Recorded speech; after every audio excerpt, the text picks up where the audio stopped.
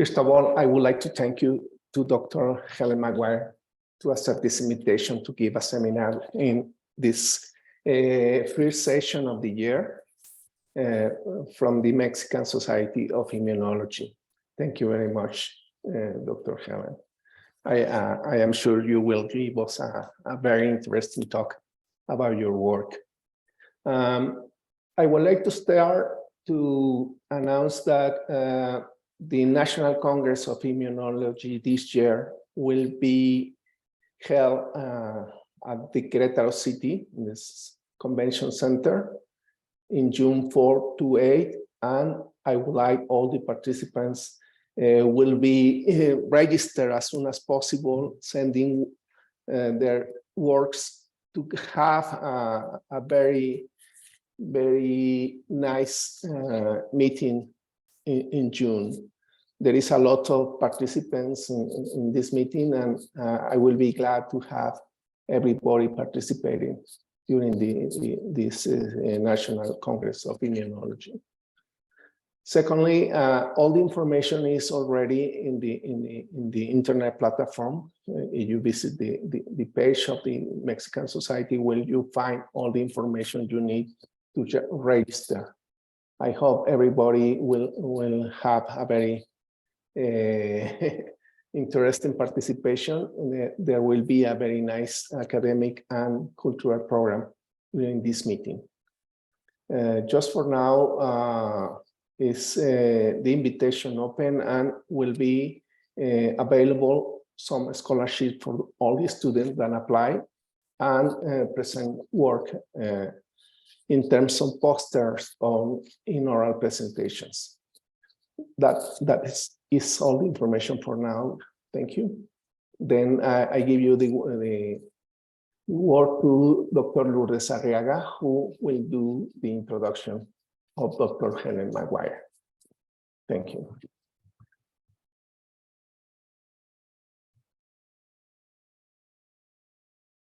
Thank you very much, Dr. Jose Antonio Enciso, the president of the Mexican Society of Immunology, for the opportunity to invite a dear colleague. She has an amazing CV, as you can see. She's a senior research fellow at the University of Sydney. She also is very committed with the International Society for the Advancement of Cytometry, known as ISAC. She, as far as I know, she started as a scholar and participated in many activities, including the Associate Society Subcommittee, which is where this seminar that allows us to network among the Australasian Cytometry Society and the MSI, SMI in Spanish, where she participates. She right now is a part of the council of this International Society for the Advancement of Cytometry, and she's involved in many activities that engage many people and that make possible that the youngers and the one that are in some situation that make not so easy to be part of the science world could be there. So she's a magnificent person, a great woman, a marvelous scientist, and very honored to have the opportunity to know you, to work with you, and to present you today. I'm going to give a couple of words in Spanish, mainly about the liaison between the associations, and then give you the word. Muchas gracias a Helen, como ya lo escucharon en mi inglés con acento característico. Es un gran honor, es una gran científica, una gran mujer de ciencia, y una persona altamente comprometida con la educación y el networking. De hecho, este seminario es parte de lo que está buscando desde ISAC, que las sociedades asociadas, como es el caso de nuestro capítulo de citometría de la Sociedad Mexicana de Inmunología y la Sociedad de Citometría de Australasia, estén vinculadas y tengan actividades en común. Tenemos el honor de que este seminario sea el primero de esta especie que se hace con esta red de comunicación. Cambio al inglés para ahora sí darle la palabra. So this is our kickoff seminar for this networking relation that maybe could be more far away than just cytometry between these two immunology interested societies. Thank you very much, Helen. You have the Thank you. Thank you, Lotus. That is, you've made me blush. Your very generous introduction. I really, really do appreciate it. So let me share my screen. And I would like to thank you very much, Jose and Lourdes and Julio, for this beautiful opportunity to have a lovely discussion with you today. So hopefully you can see my screen. Okay, great. So before I dive into the science for which I'm really passionate about, I think Lourdes has done a wonderful job in kind of introducing this connection that we have together.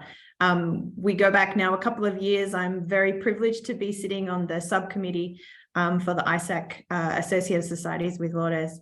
And it's through this connection we are really, I'm sitting here in Sydney, Australia, and you're all around the world and over in Mexico, that we can be connected together. And so it's through this wonderful network of associated societies, the MSI and the ACS, that we're kind of networked together. And so I love that this opportunity today has presented itself, and perhaps this is the seeding of an idea that we can keep going further, for absolutely sure. So you can be certain that this idea of associated societies is in very good hands, because it is shared with, it is chaired by Lourdes. And the subcommittee, I will just briefly state our aims and what we hope to do, and that you can contact to see what we're doing as a network of societies. So we're promoting all of our different membered of associated societies. We're facilitating reinforcement of flow cytometry, enhancing partnerships, all about collaboration and networks, and boosting of opportunities across our networks, and promoting programs of recognition of members. So it's a really lovely, warm and collegial group of members that sit on the subcommittee that serve societies like the MSI and ACS. And so this is a really lovely time to be involved and to see what we can do with this collection of international societies. And so I'm here talking on behalf of both my science, but also on behalf of the Australasian Cytometry Society, which I'm a proud member of. I've just finished my term as the president, and so I'll stay on council guiding where the direction goes forward. But we've been a long-standing society, so we've established in 1979 under a slightly different name. And then we became the Australasian Cytometry Society, which recognizes a really big active mission, which is to engage at a scientific and educational level. We have the purpose of promoting science development, applications in and dissemination of everything to do with cytometry. And part of why we changed our name was we recognized that cytometry is such a broad terminology, and for us, we try to make sure we capture all of this breadth of opportunity for cytometry technology. So whether that be flow cytometry, mass cytometry, genomic cytometry, imaging, you can add anything in front of. We just love to measure cells, and we love to connect our members together who love to measure cells and share skills and network across that same mission. So we do like to promote membership. We have an active membership of about 250 odd members at a given time, but a global reach far beyond that. And that's because we promote such things as our regional clinical guidelines. We offer discounts to different events that we run. We then have members only events. We, similar to the MSI, we promote scholarships to our members and affiliates activities. We love to network with our industry leaders, and we have all sorts of things that we do on an annual basis. And that is both our annual conference, workshops, and something that is somewhat of a unique ACS concept of a roadshow. So we take workshops and concepts. We run them at different locations around the Australasian region. And in recent times, as a lot of the world did, we spanned this onto digital platforms. And it's through opportunities like this, we've reached out and had partnerships with a number of different societies. I think previously we worked with the Latino Congress, which happened to coincide with our annual conference in 2021. So that was a really lovely pairing of networking opportunities as well. So I do encourage you to get in touch with us if this is something you can be added to our mailing list. So the easiest way is to send an email to contact@cytometry.org.au. You can also follow us on Twitter. We tend to be quite active on Twitter, especially around our conference. And we have a LinkedIn presence as well as, of course, a website presence. And if you don't mind, I will take the opportunity just to put a place in your diary, and you know, whether you're drawn by the wonderful science that we have at our conference or the wonderful scenery, you can get both. At our annual conference this year is going to be in New Zealand at a lovely resort town called Queenstown. It's known for its skiing and beautiful hospitality and relaxed atmosphere. And we've brought our conference forward into August so that we can take benefit of all of that aspect. It's in the middle of the ski season, and we are going to be meeting across the 27th to the 30th and have within that a day of workshops. So this is just some more beautiful scenery and some ideas. So again, if this is something you'd like to join in, we will be, we're at the process of developing ideas and, you know, scholarships and things like that, travel opportunities certainly will be on the horizon for people who want to get involved. And the best way, again, is to contact us through our email connection here. So with that, I might just take this chance to switch gears and share some really great science that I've been involved in here at the University of Sydney. And I guess in a nutshell, what I really care about is this wonderful tool of cytometry and using it to its absolute most best opportunity, which is to, you know, we're looking at a clinical scenario and learning as much as we absolutely can. So what I would propose is that an integration of comprehensively immunophenotyping. So taking a step beyond what might be achievable at just a regular clinical screening level, but what can we learn from this comprehensive approach that we tend to do in a research lab. So I'll show a couple of, there's a kind of a common theme that goes throughout, and there was a couple of little stories along the way. So lessons learned from an integrated approach across this platform. And the general theme is this scenario of allogeneic stem cell transplantation studies. So why, and this is the groups that I've collaborated with this particular studies. So why do we care about allogeneic stem cell transplantation? Well, there is a huge clinical need. I mean, this is often why we're drawn to certain science questions. It's because we need to address the elephant in the room, and in this case, the elephant for allogeneic stem cell transplantation is this really, you know, not only relapse, but transplant-related deaths. And you can see by and large, this is driven by infection and being susceptible to infection when your whole immune system has been depleted. As the conditioning regime in preparation for the transplantation, you are effectively a sitting duck for a lot of infection.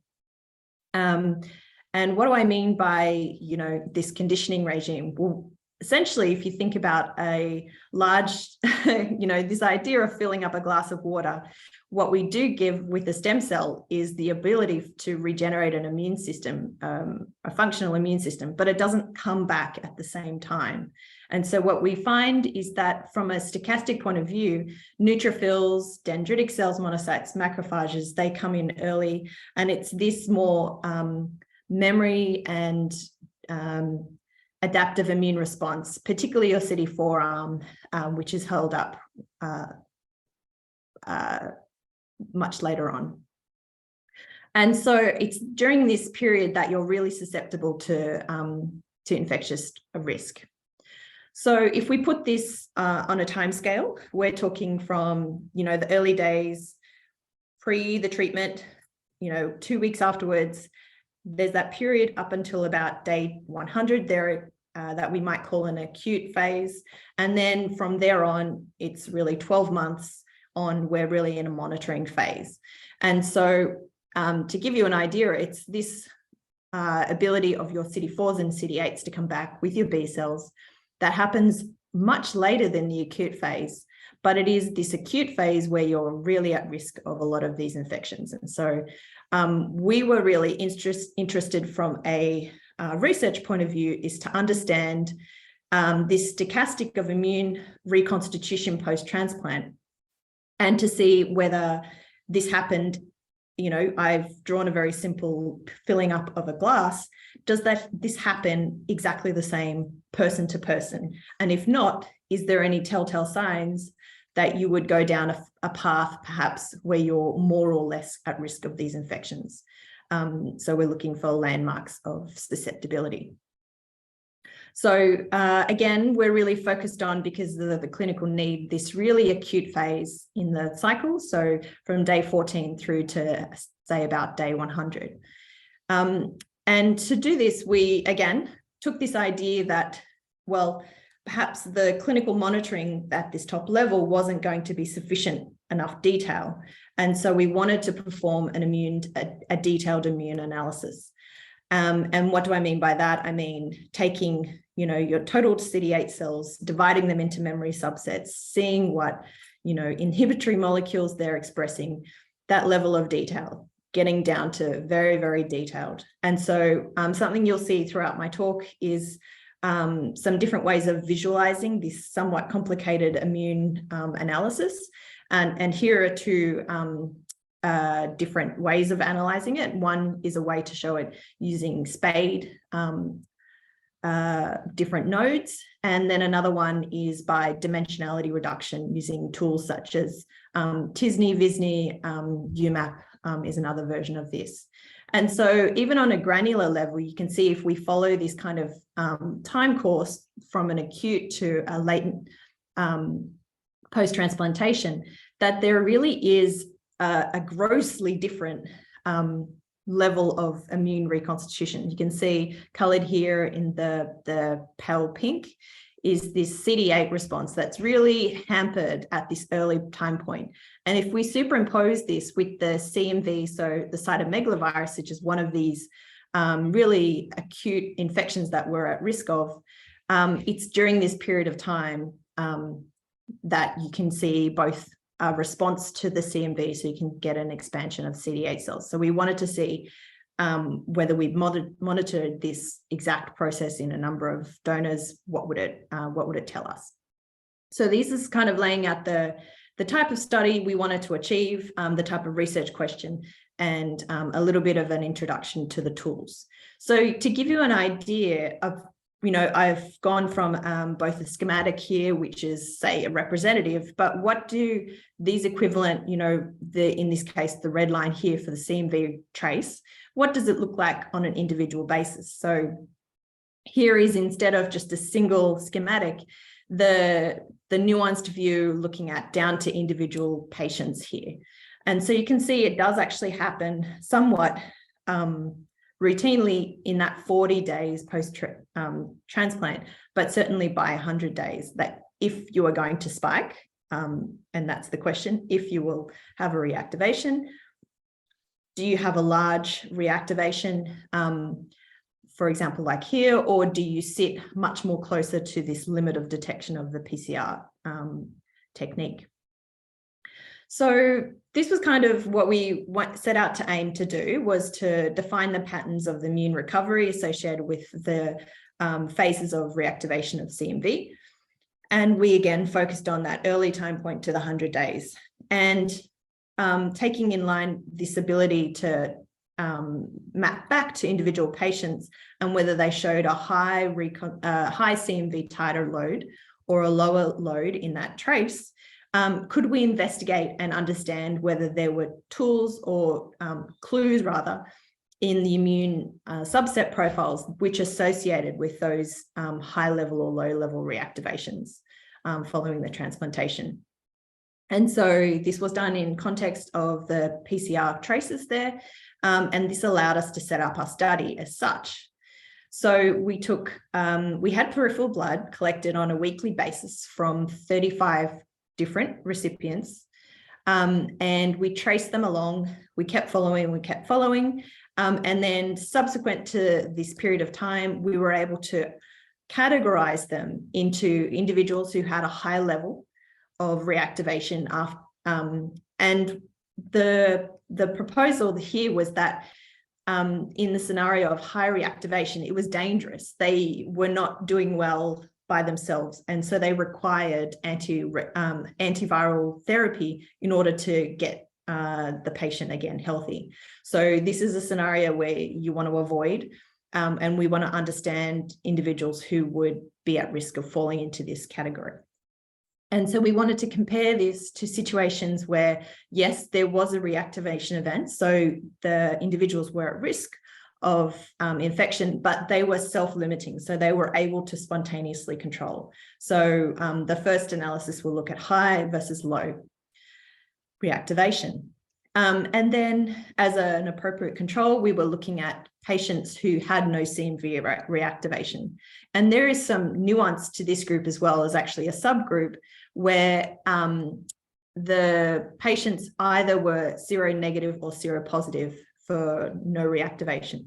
And what do I mean by this? I mean that in a case of a seropositive, there was every reason why they should have potentially developed CMV. They were at risk of it. They were exposed to it either from their donor transplant or from just being themselves a recipient, being CMV seropositive, but not actually reactivating. So that was a really interesting group, and it's a group we're certainly trying to understand a little bit more along these lines.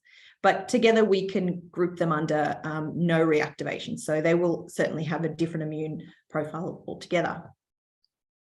So laying out the study design, this allowed us to then characterize the different events in a period of time.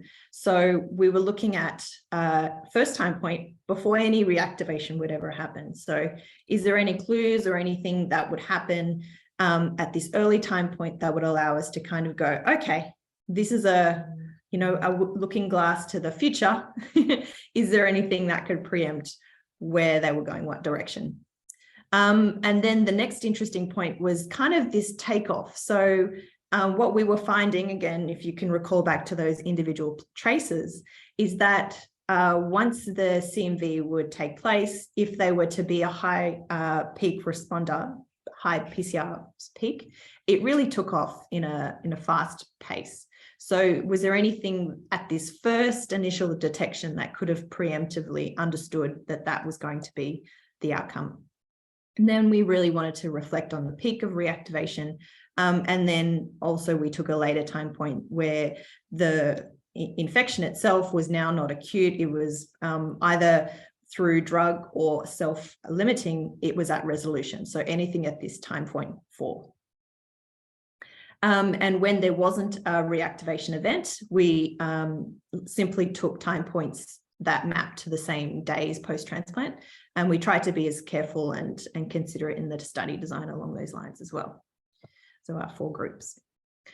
So how did we want to go about this comprehensive immune phenotyping through cytometry? And in our hands, we use mass cytometry, but essentially what we're looking at is any tool of high dimensionality allows you to look at number of markers at a given time. So whether that could be spectral cytometry now, but at the time and in our institute, we had access to mass cytometry. So the principles of mass cytometry, if you're not familiar with it, you essentially use all of our favorite antibodies to detect the receptors or the intracellular markers that we want to examine and quantify. And instead of using a fluorescent tag, we conjugate them via a polymer to, so there's a metal tag with a polymer attachment. And you can do up to 40 different markers at a time. And instead of, detecting via a laser, as would be the case with fluorescent cytometry, we essentially fly them into what is a mass spec machine, essentially, but for single cell resolution. So there's a plasma torch, there's a quadrupole filter, and then essentially there's a time of flight mass spec. And that allowed us, through a single atomic quantity specificity, allowed us to read output and analysis of all of our different markers that we were interested in. So this allowed us to simultaneously assess multiple markers at a single cell level.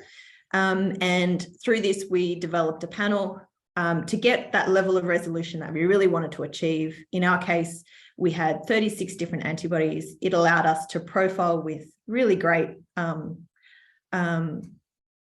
a level of detail and certainty 77 different immune cell subsets in the blood samples that we had access to through this study.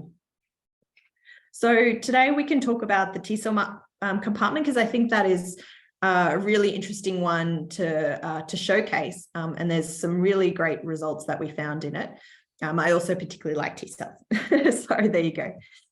Okay, so the other thing that we wanted to think about, and we showed some ideas along the lines, is that I'm now thinking about this cytometric approach, this deep, comprehensive immunophenotyping for a lot of my studies. So I wanted to, every time I come to these studies, I don't want to start from scratch. I, in fact, integrate my own expert knowledge. I am trained as an immunologist, so I wanted to take what I knew from all of the different immune populations that I'm familiar with and use this as a backbone. And then the idea of using a backbone that's common between all of my studies means that down the line, I can integrate all of this information from, a study about transplantation on one day to a study about cancer phenotyping on another day. So that's just an overarching concept that we've developed. But what that kind of looks like on a schematic basis is this idea of immune populations being shown as a hierarchy and basically allowing us to monitor our patients with the same strategy. We've also built in a few different tools along the way that is just allowable on this platform. So we utilize barcodes. So what essentially that means is we have a CD45 antibody, CD45 being a pan marker for your immune subsets in the periphery.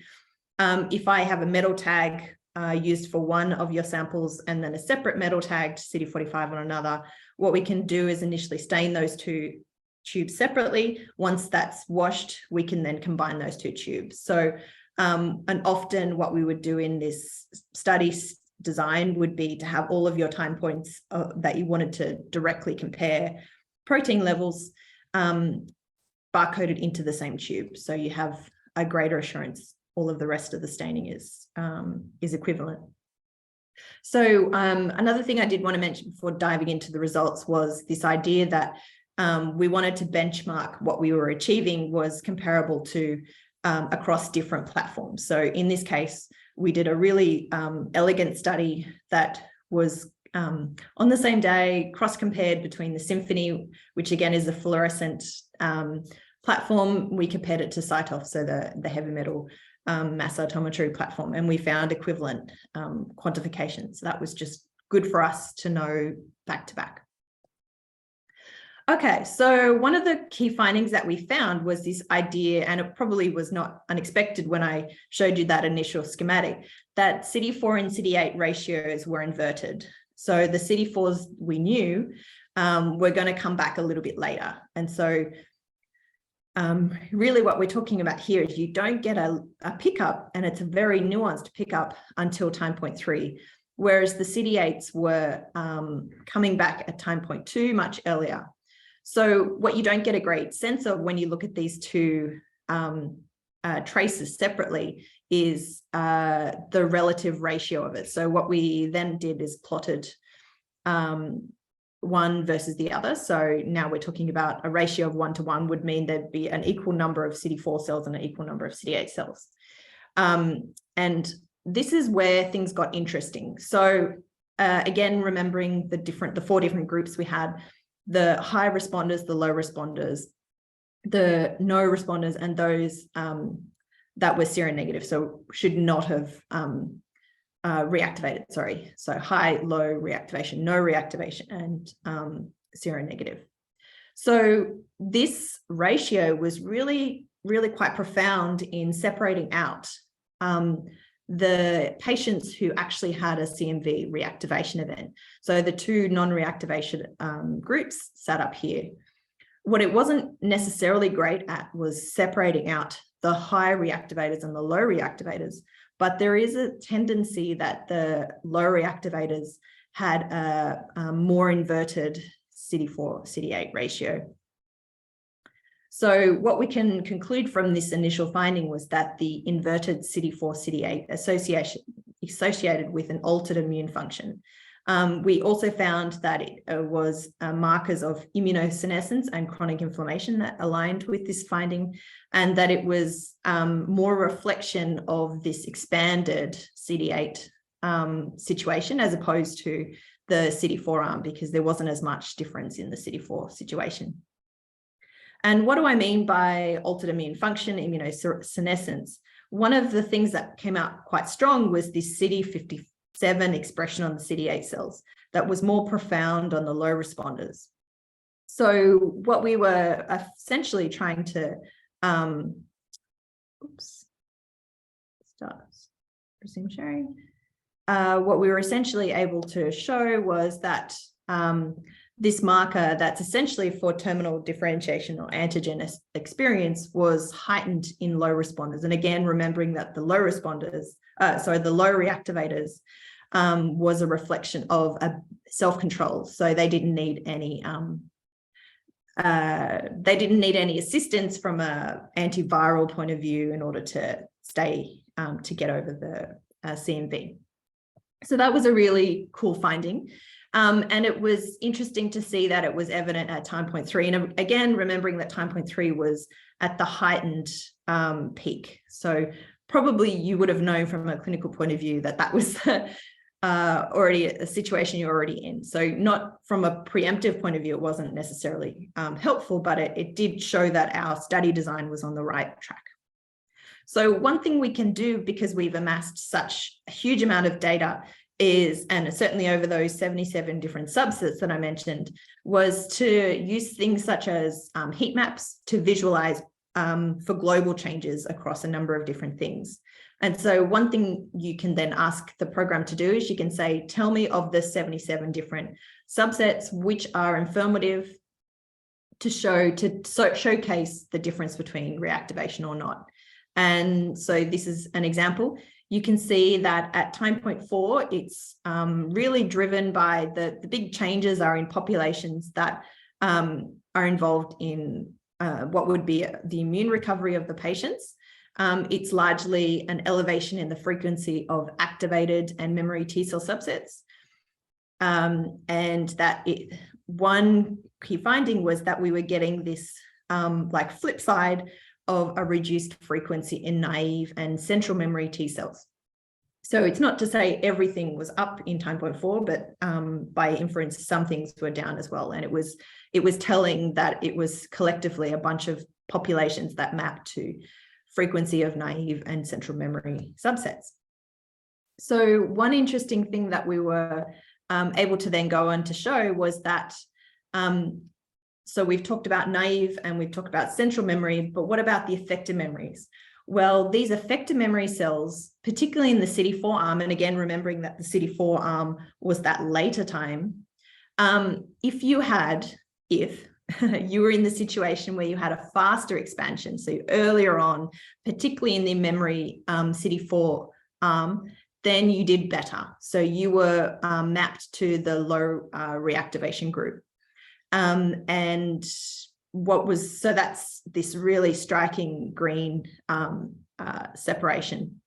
And so in a way, what it was showing that because the effector memory of the CD4s in the high reactivators sat almost one-on-one with the non-reactivators, perhaps it was this was much more telling that this was a recovery or a helpful procedure, and it helped in the recovery of the low-level reactivators. So this was really interesting.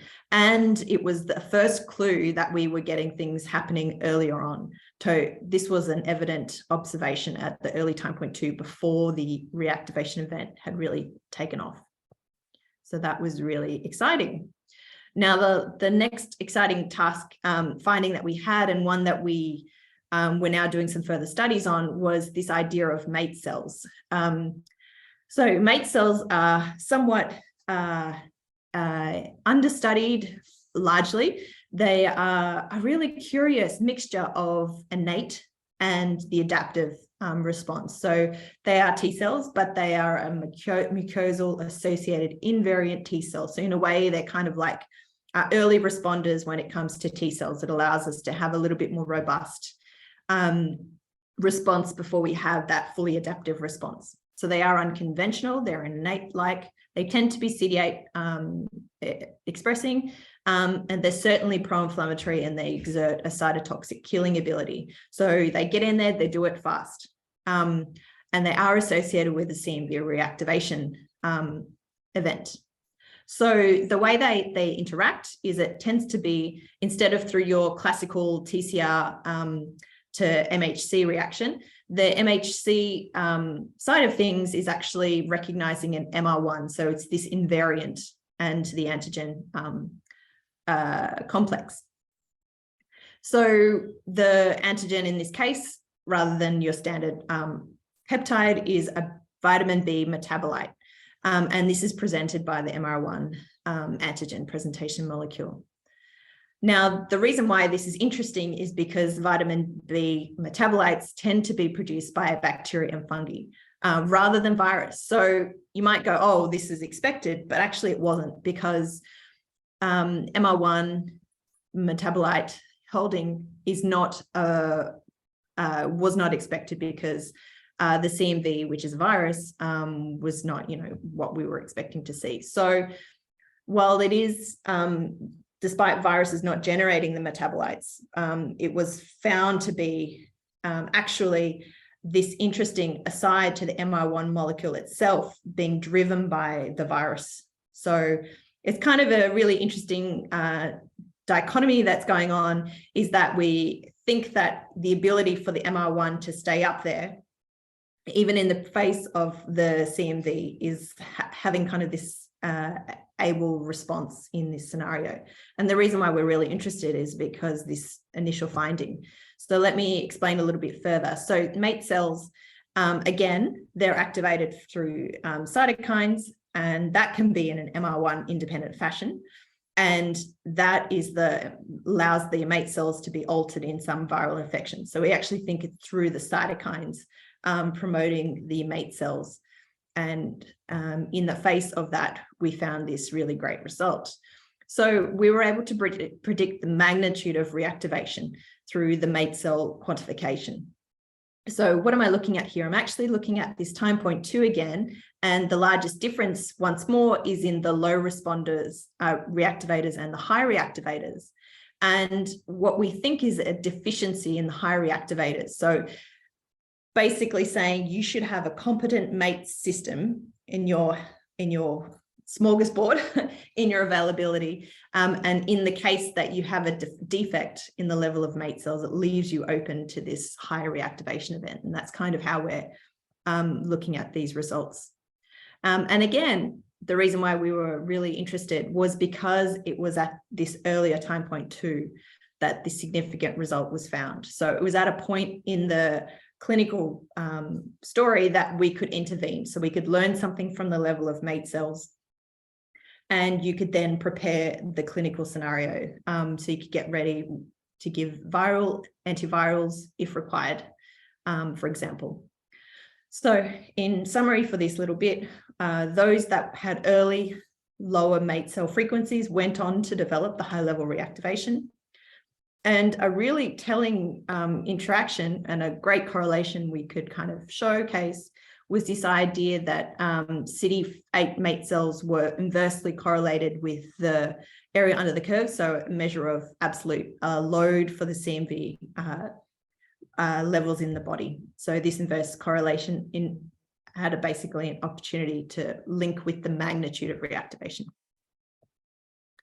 So we took this and were able to use this to predict. And often what you do is when you think you have something to predict, you express that as an area, as a ROC curve. So we were able to show that. And at basically to set up an area under receiver versus ROC curve, you have to decide a cutoff. And so we chose our cutoff to be 0.06%. So just so we would capture all of the high reactivators below the line. And once you assign this cutoff, we essentially were able to show with sensitivity of 100% because it picked all of the high reactivators below the cutoff.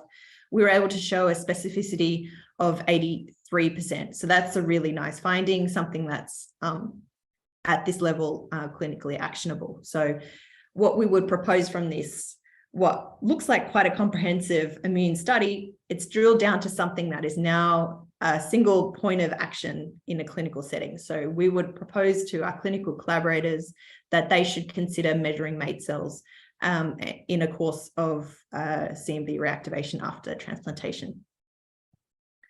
So that's really where that study got to, and it was published last year in Nature Communications, and it showed that broad-based immunophenotyping was informative.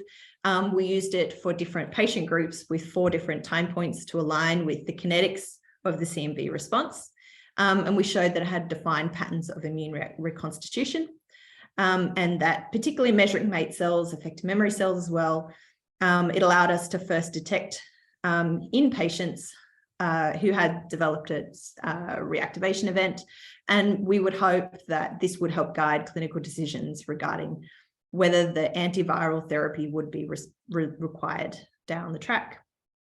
So we're going to go ahead and do this in a larger cohort and pair this with plasma cytokine profiling, and also at the site of infection of the different realizations of the infections. What happens is patients might present with colitis, and we are going to pair that with imaging mass cytometry to look and see what's going on at the site of disease of the CMV infection. So I think I've got a little bit of time left, and I did want to say a couple of other little side offshoot stories. And one of them was this idea that that was the clinical scenario when a patient was giving a transplant and they were just kind of let free rein. They were being monitored all the time, but the only toolkit that the doctors had in their case was to give them antivirals if they were allowed to do that, if they were required to do that. So another strategy with another collaborator, which they had implemented, was this idea of giving patients T cells ahead of time to be ready, just in case there was a CMV reactivation, or at the time when he had a CMV reactivation. So let me show this in a schematic. What do I mean? So cohort 1 was basically the cohort that we had presented just now before, which was you received a transplant and you were monitored and you would hopefully recover, and we could track that and we could pair it up with your PCR of your CMV reactivation. Cohort B was when there was an administration of T cells that allowed you to try to fight the infection. And this was after the viral T cells were given. So we essentially were trying to characterize the difference between the end goal, whether you receive these CMV viral specific T cells from the cell bank or not. And yeah, the viral specific T cells, which we knew would be helpful in restoring CMV immunity. And so allowing us to assess mechanisms underlying the clinical benefit of this. So again, we went back to our favorite idea of heat maps to use to quantify the different subsets. And in this case, we quantified 72 different innate and adaptive immune subsets. And we used a clustering tool and an algorithm which allowed us to reveal the subsets, the immune populations that are associated with different clusters. And so one thing that we found was there was a bunch of phenotypes, patterns that were associated with the later time points and with the ongoing, the CMV reactivation, which I've described already.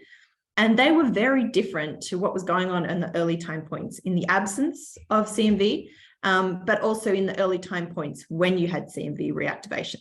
So this was already kind of giving us some tools at our disposal. And we wanted to see how we could map this back. And essentially what we were doing was marrying it up with the earlier study to try and say, okay, this is a good scenario that we want to achieve. This is ones where we're seeing good reactivation, good control of the CMV reactivation.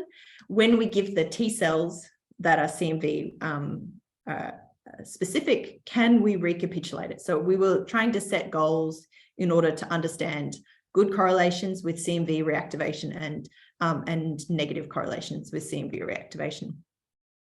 And so by doing this, we kind of said, in a scenario where we had a clinical benefit from the anti-CMV, the cells that were T cells specific for CMV, were we able to mediate recovery of the T cells? So essentially we were trying to say is patients wanted to get to this adaptive cluster. So this is, schematic on the right is a measure of where the cells were sitting at the end of the transplantation. And so we were trying to propose that an adaptive cluster, so developing this really great phenotype up here, so being higher in the scale here was really ideal.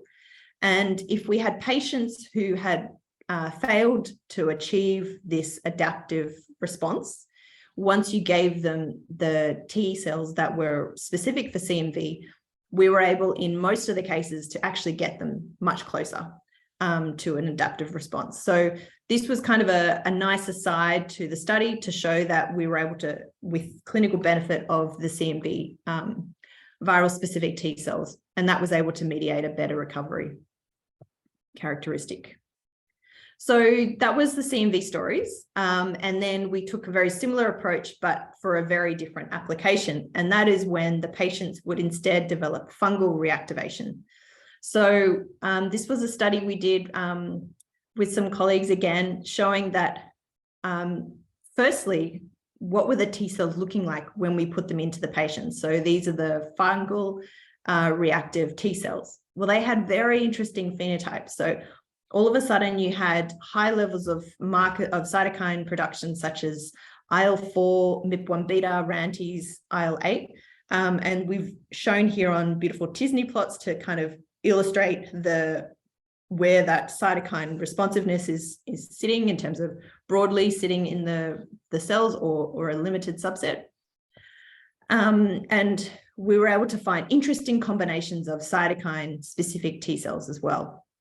So this group here we've characterized, we could show that they've got high levels of GM-CSF, high levels of TNF-alpha, interferon gamma. So, you know, once you've kind of characterized these cells in a certain way, they're very, very specific. Could they have end results? So this was an interesting tool both, looking at the end clinical application, and also looking at the characterization of the initial T cell product. And that was what we looked at here. So they took this idea, and rather than looking at fungal specific T cells, we thought, well, actually, why don't we go ahead and grow up cells that are specific to the actual tumor? So in this case, we looked at characterizing the T cell product for T cells that were specific to the PRAME antigen, which is a cancer antigen, and again, looking to see what they're expressing. So this idea of the T cell product being highly enriched for T cell markers, so CD3, CD4, CD25, CD39, and all sorts of different subsets, and characterizing that across them, we used this highly comprehensive immunophenotyping strategy. So that's just a couple of little side associations.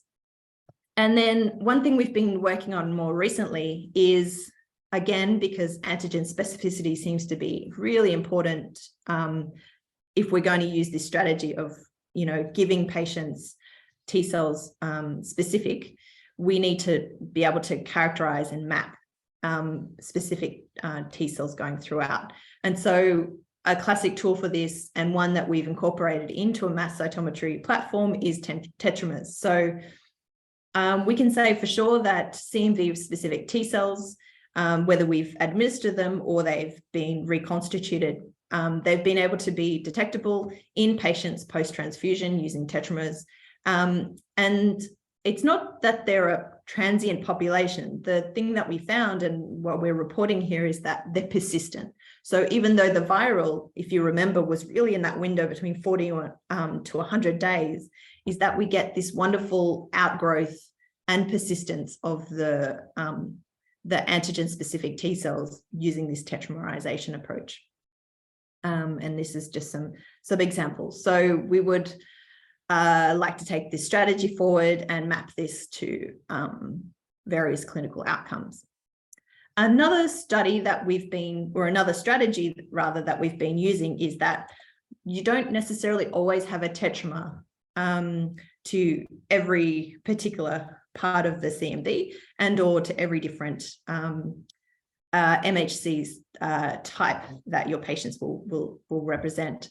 So another strategy that we've been taking is that we are often doing a lot of TCR sequencing. So we will know what V beta family the TCRs have been in the patient along the way. And there's some really great antibodies out there that allow you to pick up the whole family class of V beta collectively.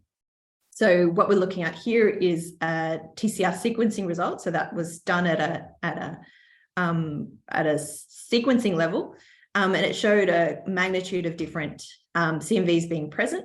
And then what we've done is we've gone ahead and found the same antibodies that will track for those different families. And we've kind of married up that information. So this second plot is at a cytometry approach and following it across the different time points. So this idea of again, integration, an idea I mentioned at the start, where we integrate different technologies as well as different studies, and using the V beta tracking antibodies has been one that's been really informative for tracking and integrating across different technologies. And so this is just an example of a heat map where not only are you looking at the different V beta families for quantity, which is the second plot, the quantity, but also the quality. So do all of the different V beta TCRs, T cells look the same? And, you can say they're enriched for granzyme B at time point 3, irrespective of the V beta, and things like that. So, but different subsets may have some nuanced here. So we've essentially built ourselves a toolkit of comprehensive immunophenotyping using this platform, which we can integrate antigen specificity as well as at a level of V beta tracking to marry up with our sequencing data. So that's a little bit of a tour de force. I hope that was kind of what you had in mind for your first seminar for the year. Just to round out a bit of a summary, so using this idea of cytometry as a tool for highly parametric monitoring across a clinical cohort, in this case of post-transfusional recovery after reconstitution of transplantation. So we were able to cover both adaptive and innate subsets. I focused today on T cell subsets and activation markers, and then I really got into some antigen specificity there. But what we were able to show is that through initial phenotyping of the T cell product, we were able to show characteristics of functionality. We're able to link that all with tetramers staining, and we can utilize TCR V-beta tracking. And essentially, using these bigger, now we've got this toolkit, essentially what I keep referring to, we can utilize it for a study design strategy and think about this for other disease associated studies where this idea of a comprehensive immunophenotyping application would be equally useful and applicable. So not all my own work by any means, a tour de force that a lot of hands have been involved in. I want to thank Professor Fazekas-Janssen-Groth over at the University of Sydney, larger collaborative groups such as the herpes pathogenesis lab here at the University of Sydney, the Royal Prince Alfred Hospital, and the Westmead Transplantation Unit. Our core facility here is Sydney Cytometry, and a whole bunch of different subsets and different groups. And essentially, we always have fun in the lab. So I encourage you all, if you don't have fun photos in the lab where you're dancing, I do this often, and I think you should all do it as well. And I'll stop sharing, but I did want to just flip up again the save the date for cytometry. So there you go. I hope that was a little bit of fun for today. Thank you very much for the very interesting presentation. And we have now time for a few questions, if you don't mind. And well, also we want to thank all the persons that are connecting from the other side of the world. We have several people from over there. So please raise your hand if you have any questions to present them to Helen, and I will give you the word for it. So please, Lulu, if you have the first question, and then Fernando Flores. Let's go with Lulu. Thank you very much, Helen. It was a very, very, very, very wonderful seminar. As Betsy, which is also an honor to have been connected here to our seminar. She's a major person in the cytometry world. Maybe sometime we can also ask her to come here. Well, but a very, very nice presentation. Certainly you will have a lot of questions about the immunology and the science, but I'm more for a very practical one. What are the real or the main difficulties to move from the traditional cytometry approach to the high dimensional? Because one of the problems is that you have so many data and sometimes you can be drowned in it. And which could be a very good guidelines not to be lost in the transition. Yeah.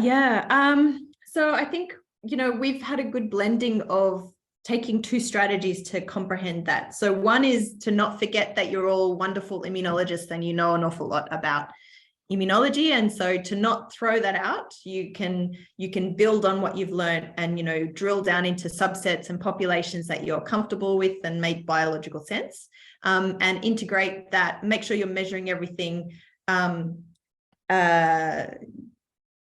measuring that and just going much more deeper. And there are great tools such as heat map analysis tools that allow you to kind of go, all right, these are all data points, and you can, once you've decided what makes biological sense, you can look at them in an agnostic sense.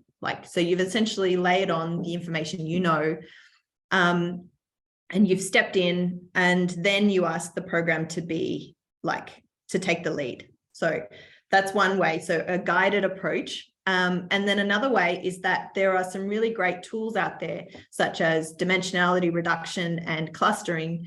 If you don't necessarily have that immunology background, that it allows you to do that condensation yourself. So often we do both approaches. But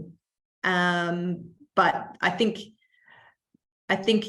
yeah, trying to understand and, get involved in it now is really good, because a lot of the tools have been developed and there's a lot of great resources out there. So you shouldn't worry too much to be concerned and feel too lost, and just reach out. There's a lot of us thinking about it. So that's the other good thing. Thank you very much, Helen. Thank you, Helen. The next question is from Fernando Flores. Please, Dr. Fernando. Hi, very wonderful talk. I have a couple of questions. One is about, do you know, or if you can advise me, or you have some related information about if human bone marrow cells are different to mouse bone marrow cells. This question is coming because some researchers claim that mouse bone marrow cells are quite resistant to compared to human bone marrow cells when these cells are treated with chemotherapy in cancer patients. And did you see some differences and can be not comparable? And the second question is, okay, I go. Oh, no. Yeah. I don't think we've done the right back-to-back comparisons, but I have heard that there are some different resistance and different things with the mice. But yeah, I didn't present any mouse studies here today, and I'm not sure. I have some colleagues I could definitely ask. Fernando, I could pass on your question to and ask if you'd like. The second question is about what do you see about mass cytometry? Do you see some advantage or disadvantage when you use versus spectral cytometry? Yeah. So, I mean, a lot of these studies have been going for a while, so it's not that I actively chose not to do spectral, but saying that there are some really great nuanced benefits to mass cytometry that kind of get lost when you just think, okay, they're two high-dimensional platforms. Mass cytometry, essentially, the way that we attach the metals to the antibodies is the same irrespective of which metal you use. So in terms of designing a panel, it's a lot easier in some ways, because you don't have to go out and find different fluorescent tags that work together in a panel or anything like that. You don't have compensation issues or anything. And also because of that, you can kind of easily, it's something that every lab can do. They can conjugate to the metals, so you can make a bespoke panel pretty easily. It's not as labor intensive. And the other good thing about mass cytometry that gets lost, and sometimes it sounds like a bad thing, but you actually have to fix your sample really hard, because you actually run the sample in water, which sounds very strange, but you run it in water. So after fixation, it means that your sample is stable for a week. So it takes the burden off quickly getting onto the cytometer. You're really quite tired at the end of the day, and you're worried about doing compensation and stuffing it up.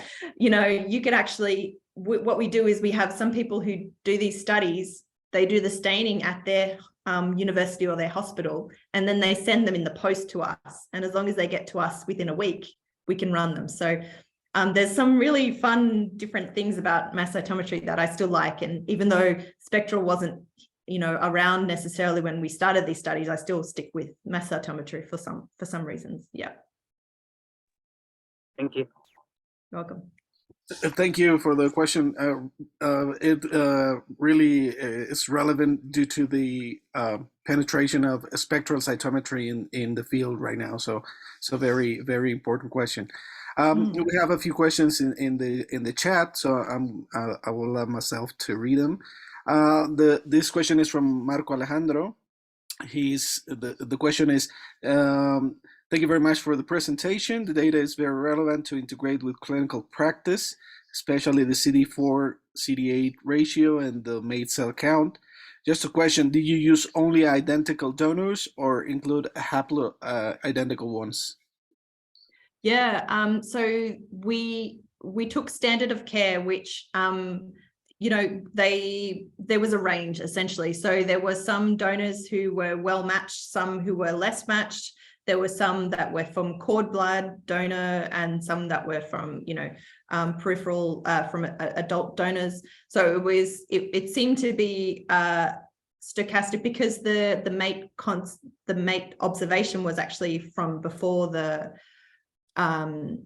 initiation. It seemed to be robust irrespective. So yes, we kind of did do that divvy up and see whether the donor of the transplant made a difference, and it did not seem. So that's kind of cool. Let me just a follow-up question on that, particularly on the mate cells. You showed that at time 2, I remember correctly, is at 30 days, you see this drop in mate cell counts, and that was where you made like the prediction that might lead to increased risk of CMV infection, right? But also at time 4, that it would be about 100 days, you also see that same drop in mate cells.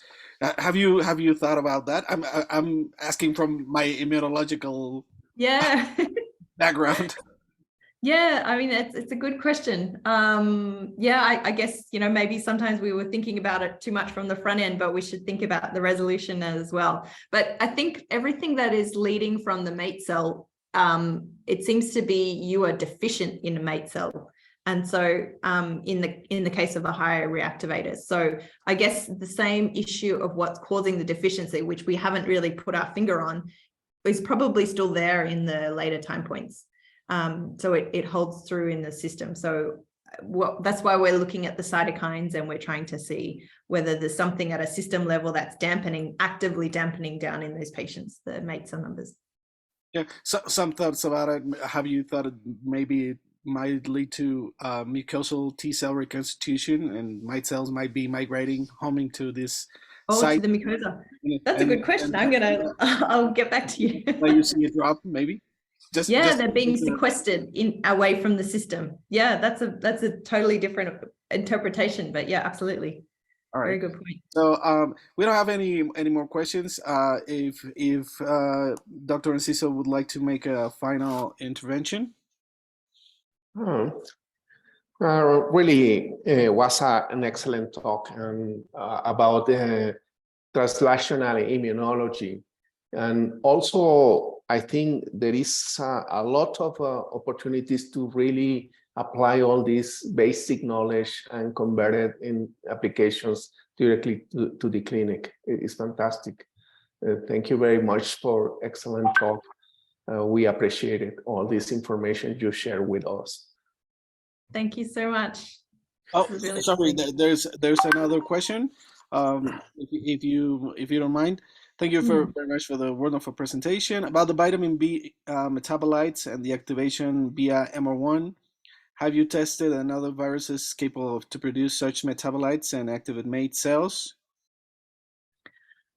Yeah, so we've been focusing it from the herpes virus point of view, and I believe that EBV, even though it's the similar risk, doesn't hold that same ability to modify MR1. So that was the first one we really wanted to check against. But beyond that, I'm not sure how far we've really tested that. But yeah, it's an interesting question, because if that's the premise for which we're, you know, putting yourself at risk, you want to identify every single one that's driving it down.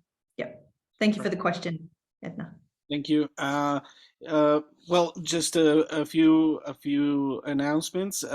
We remind you that our Congress is coming in June 4 to 8. So we will see you all there. Please be aware of our webpage. It's going through a whole revamp, and we're presenting some new stuff to you in the next days. So please be aware of that. If you would like to join the events and news group at WhatsApp, I left you the link at the chat. So please join to receive all the information. And thank you to the Australasian Cytometry Society. Thank you, Helen, for joining us, and thank you everybody to be aware of these seminars that allow for everyone to share good immunology, good science, and thank you everyone for being here. So we're starting with the right foot on this new year, and hope to see you soon, guys. Thank you very much, everybody.